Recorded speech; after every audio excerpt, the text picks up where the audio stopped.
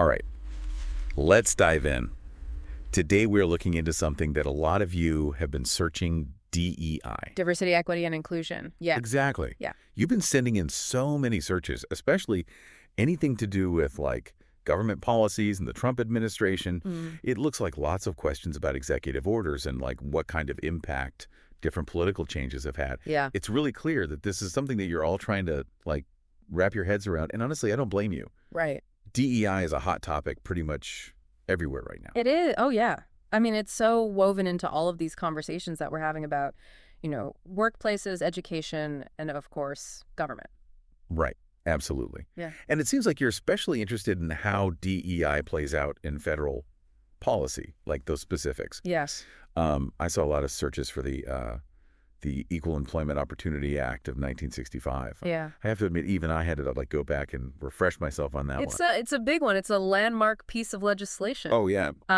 But basically, the EEO Act was a really major step toward preventing discrimination in the workplace. Okay. And it basically says that you can't discriminate based on race, color, religion, sex, or national origin when it comes to things like hiring, promotions, any other employment terms, really. So at least in theory, it makes things more fair. Yeah, level the playing field. Exactly. Level the playing field. Okay. So now you had some really interesting notes about how this connects back to the Civil Rights Act of 1964. Right. I'm guessing they're not like totally separate issues. Oh, definitely not. Think of them as like two sides of the same coin, Okay. The Civil Rights Act was addressing discrimination in a much like broader societal context. Okay. But then the EEO Act was focusing on the workplace specifically. Gotcha. But they build on each other. I mean, it's really fascinating how they do that, and it set the stage for everything that we talk about now with DEI. Yeah, that makes total sense. Okay, so speaking of building on those foundations,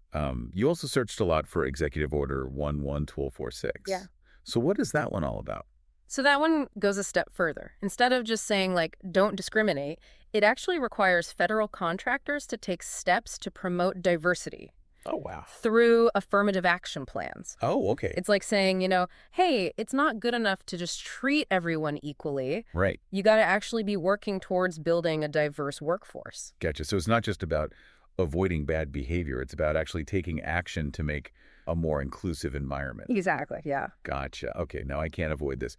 There were a lot of searches about whether Trump revoked any of these acts, especially the EEO Act. See?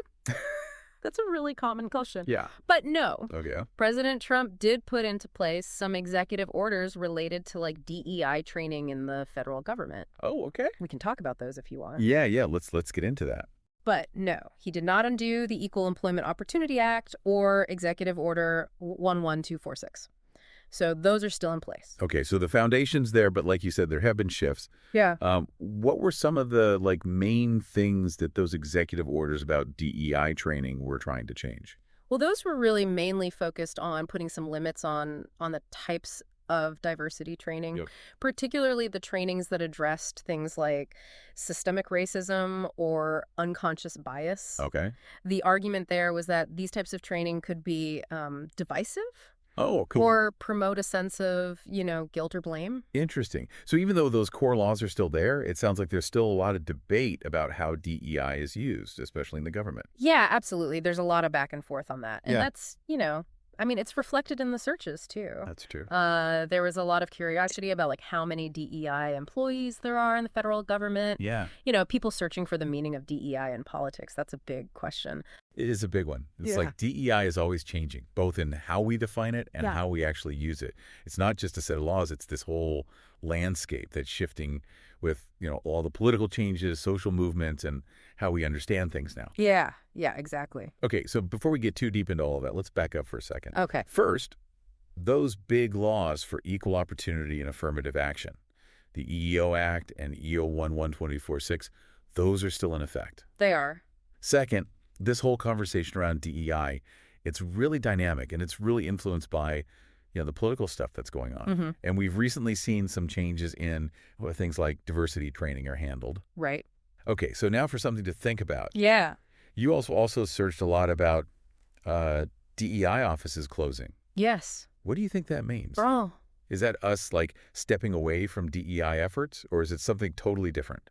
It's a really good question. What could be the long-term results of something like that? Right. Well, I think we have to consider a lot of different things there. Yeah.